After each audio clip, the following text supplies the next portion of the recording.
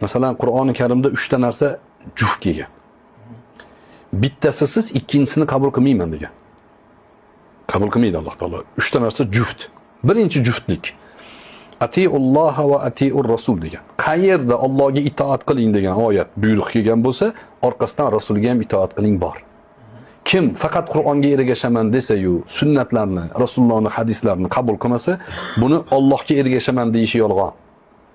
Bittasi bu. Ikkinchisi va aqimus solata va atuz zakata kelgan.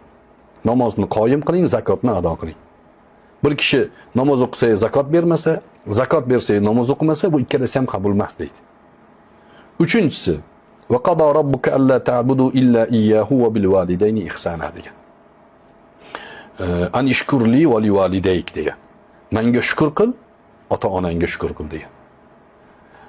Alloh hukm qildi o'ziga ibodat qilishlikka